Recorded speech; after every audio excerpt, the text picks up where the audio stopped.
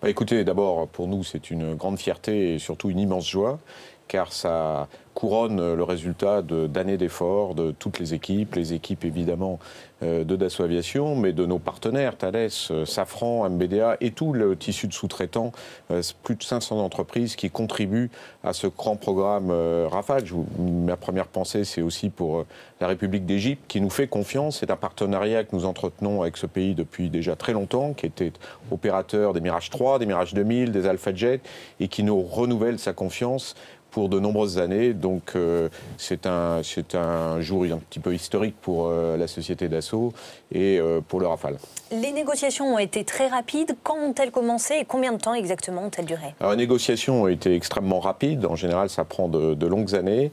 C'est parti en ce qui nous concerne, les industriels, et Dassault Aviation en particulier, par un coup de téléphone du ministre de la Défense, Jean-Yves Le Drian, qui m'a appelé pour me dire j'ai eu un entretien avec le maréchal Sissi et je crois que ce pays est très intéressé par le Rafale. Il faudrait que nous puissions discuter de cette affaire. Donc à partir de ce moment-là, les choses se sont accélérées. Nous avons tous, les uns les autres, le président de la République d'abord, puis le ministre de la Défense, rencontré le président Sissi. Moi-même, je l'ai rencontré ici à Paris. Nous avons établi un programme de travail. Il nous a envoyé une équipe avec laquelle nous avons travaillé tout le mois de décembre. Et nous avons finalisé les négociations au Caire il y a quelques semaines de ça, pour un résultat qui a été annoncé hier, extrêmement rapide, une détermination très forte des autorités égyptiennes. Donc les négociations ont duré 4 mois ? Elles ont duré 3 mois, je dirais, ce qui est formidable. Un grand travail d'équipe France.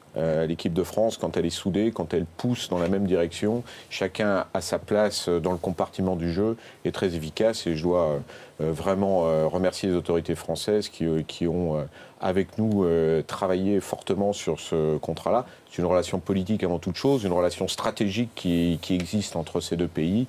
Et les industriels s'inscrivent dans cette relation stratégique. Et puis une sacrée manne financière, montant de la commande un petit peu plus de 5 milliards d'euros. Vous confirmez ou pas ce chiffre? Non, la commande c'est un peu plus de 5 milliards pour l'ensemble des prestations, c'est-à-dire les 24 Rafales, le soutien, les missiles et une frégate qui est faite par des CNS.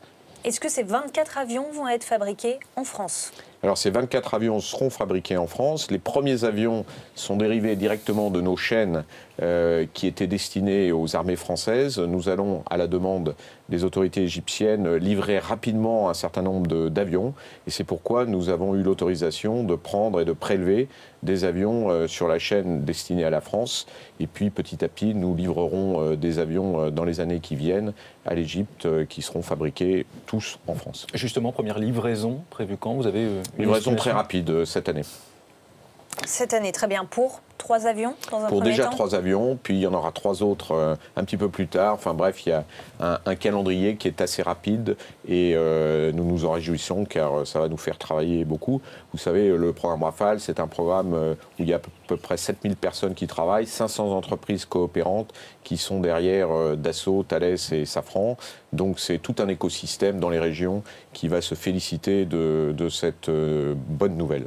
La vente s'est jouée, on le rappelle, en 3 mois. Vous nous le disiez il y a quelques instants, lorsque vous avez rencontré le président égyptien Al-Sisi, vous a-t-il expliqué la justification d'une telle urgence à laquelle vous-même n'êtes pas habitué? Écoutez, oui, il a exprimé son besoin opérationnel. Il a observé, comme beaucoup de pays, l'efficacité du Rafale sur un certain nombre de théâtres d'opération. Et je n'ai même pas eu besoin de lui vanter les mérites du Rafale. Il les connaissait et il a un besoin opérationnel rapide. Donc nous avons pu répondre à sa grande satisfaction et à la nôtre rapidement sur ce sujet-là, en liaison très étroite avec les autorités françaises qui, elles aussi, ont apporté tout leur poids dans les discussions, leur soutien et un certain nombre de garanties et de cautions.